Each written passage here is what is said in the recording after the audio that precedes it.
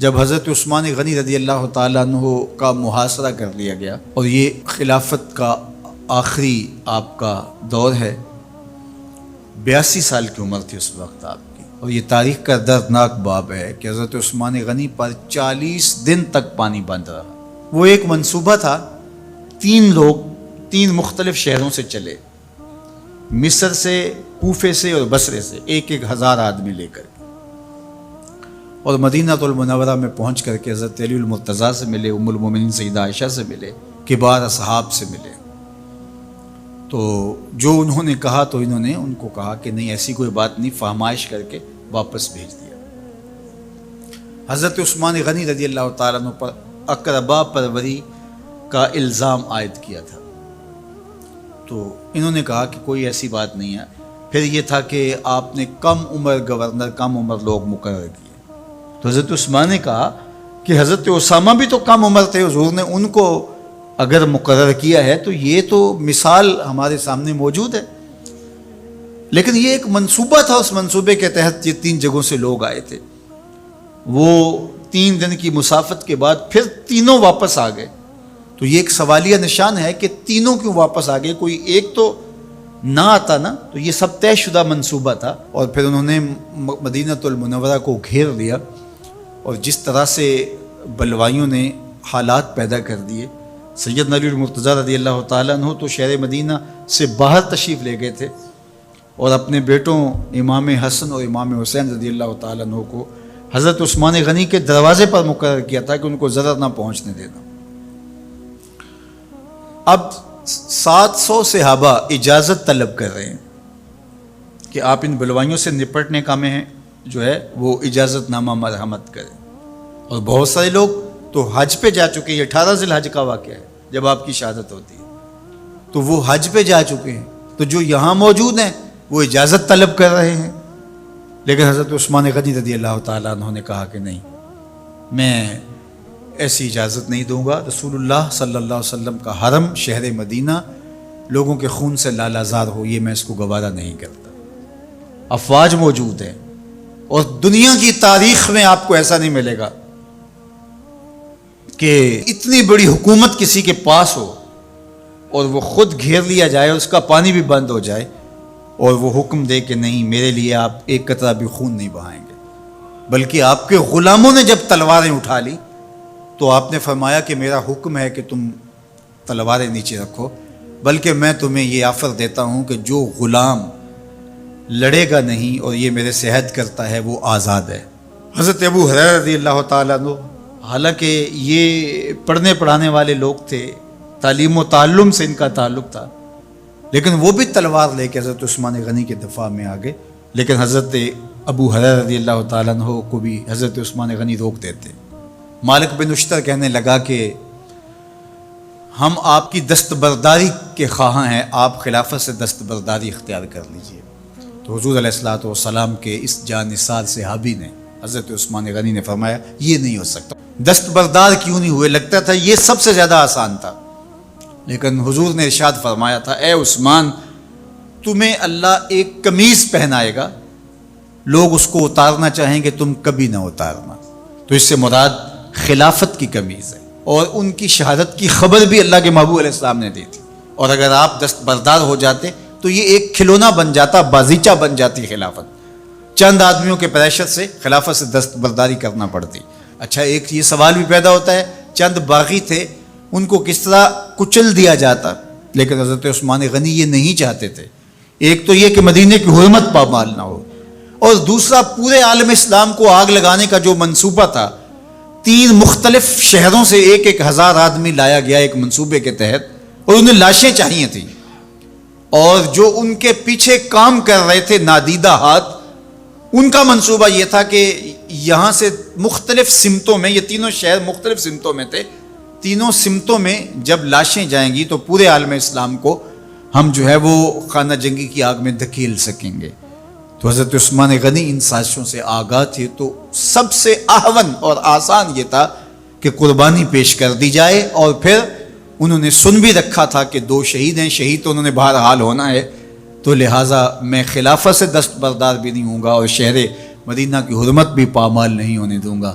اور تیسری بات یہ ہے کہ میں خود مظلوم شہید کر دیا جاؤں، تو وہ آپ نے یہ گوارا کر لیا۔ تو 18 ذوالحج تھا، جمعہ کا ہی دن تھا، اور حضرت عثمان غنی رضی اللہ تعالیٰ عنہ روزے سے تھے، عصر کا وقت تھا، قرآن مجید کی تلاوت کر رہے تھے۔ حضرت امام حسن، امام حسین اور حضرت عبداللہ بن زبیر اور دیگر لوگ آپ کے دروازے پہ پہرا دے رہے تھے، لیکن باغی پچھلے گھر سے دیوار پھلانگ کے آپ کے گھر میں داخل ہوئے اور تلوار سے وار کیا۔ آپ کی زوجہ حضرت نائلہ آگے بڑھی اور ہاتھ سے روکنا چاہا، آپ کی انگلیاں کٹ گئیں۔ پھر دوسرا وار کیا تو حضرت عثمان غنی رضی اللہ تعالیٰ عنہ کا دایاں ہاتھ کٹ کے گر گیا۔ حضرت عثمان غنی رضی اللہ تعالیٰ عنہ نے افسوس کیا اور کہا کہ تم نے وہ ہاتھ کاٹ دیا جس سے میں وحی کی کتابت کیا کرتا تھا۔ پھر اس کے بعد آپ پر 9 وار کیے گئے اور آپ کو شہید کر دیا گیا، اور آپ کا خون قرآن مجید پڑھتے ہوئے اس آیت پہ گرا، فَسَيَكْفِيكَهُمُ اللَّهُ وَهُوَ السَّمِيعُ الْعَلِيمُ۔ تو حضرت عثمان غنی رضی اللہ تعالیٰ عنہ مظلوم شہید کیے گئے، بھوکے اور پیاسے شہید کیے گئے، ظلماً شہید کیے گئے۔ حضرت عبداللہ بن عمر رضی اللہ تعالیٰ عنہ فرماتے ہیں کہ حضور فتنوں کا ذکر کر رہے تھے کہ فتنے ہوں گے، بہت بڑے فتنے ہوں گے۔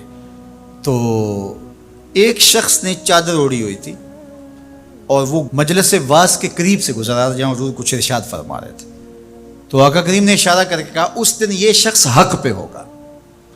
عبداللہ بن عمر کہتے ہیں کہ میں اٹھا اور جا کے دیکھا تو وہ حضرت عثمان تھے۔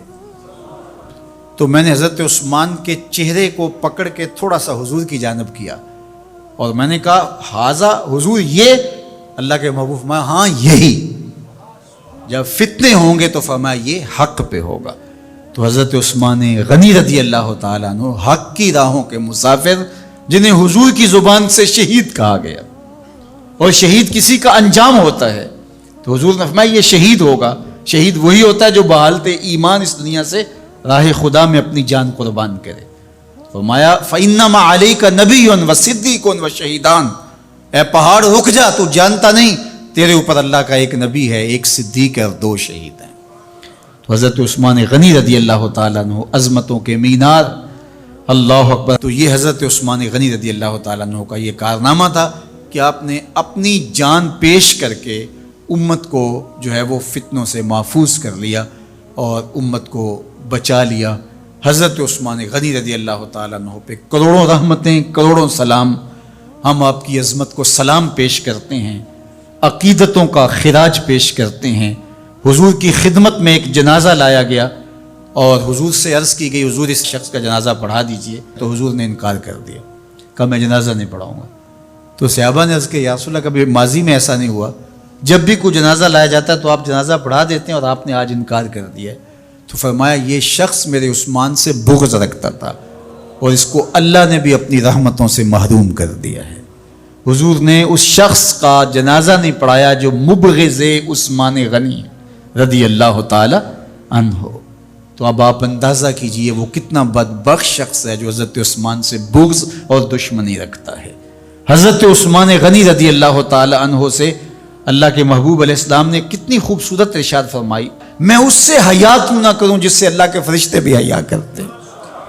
یعنی عثمان غنی وہ ہیں جس سے اللہ کے فرشتے بھی حیا کرتے ہیں، اور جو عثمان غنی کا حیا نہیں کرتا اس سے بڑا بے حیا کون ہو سکتا ہے۔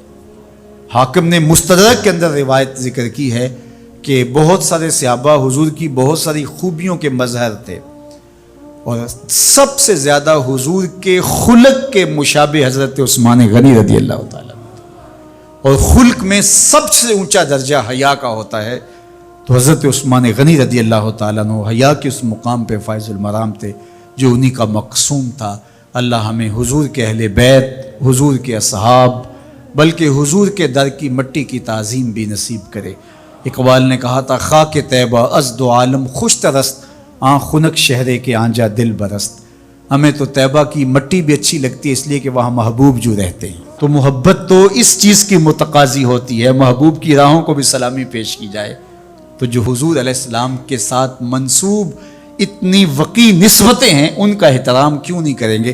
تو حضرت عثمان غنی تو داماد رسول ہیں، حضرت عثمان غنی تو ذو النورین ہیں، حضرت عثمان غنی تو حضور علیہ الصلوۃ والسلام کے محبوب اور حضور علیہ الصلوۃ والسلام کے پیارے ہیں، ان کو جنت کی بشارت دی گئی ہے، عشرہ مبشرہ میں سے ہیں، 4 جلیل القدر خلفاء میں ان کا نام شامل ہے، اور پھر حضور کی 2 صاحبزادیاں ان کے نکاح میں آقا کریم نے ان کو شہید خود قرار دیا، اور میرے اور آپ کے آقا و مولا نے کہا آج کے بعد کوئی عمل عثمان کو نقصان نہیں دے گا، اور کہا عثمان سے میں حیا کیوں نہ کروں، اس سے اللہ کے فرشتے بھی حیا کریں۔